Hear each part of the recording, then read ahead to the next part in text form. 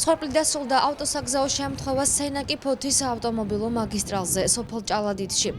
ჰიუნდაის მარკის ავტომანქანა ფეხით მოსიარულეებს დაეჯახა, რის შემდეგაც მანქანა ქუჩის მეორე მხარეს თხრილში ჩავარდა. დაღუპულია 2 მცირეწლოვანი ბავშვი და 30 წლის ქალი.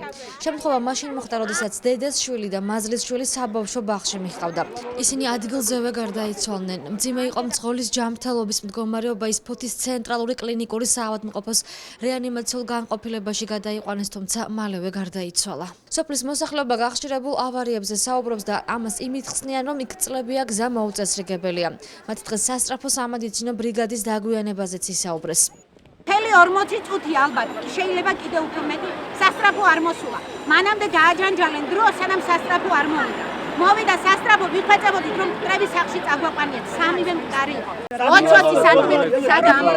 ავსობი ლადია სკოლაში. შიშით აღარ ვართ მშობლები. ბავშვები არიან სადღაც 3-4 წლის და დედა.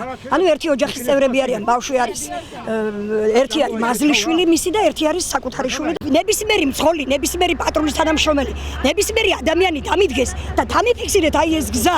შეუძლია თუ არა მძღოლს აი იმ გზის აქცევა თუნდაც 2 სანტიმეტრი და მეცხრების არ ვიტყვი.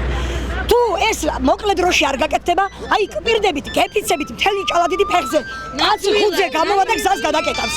რა მოხდა, რა გაუჭირდა ამ მთავრობას ისეთი, რომ 10 და 20 მანქანა გზა ისა ხრაში არ დაიყარა და ეს არ მოწესრიგდა ამდენი ხნის განმავლობაში. საშინელება დატრიალდა შვილო.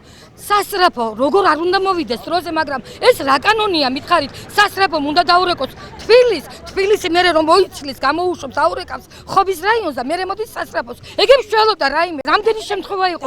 სასწრაფო ასე დაგჭირდა, ჯერ ეს თბილისით უნდა გააგებიონ თბილისს და მერე მოდის სასწრაფო. სიკვდილს უყურებენ ადამიანისას, ესაა ჩვენი მთავრობა. შემთხვევა დღეს დილის საათებში მოხდა.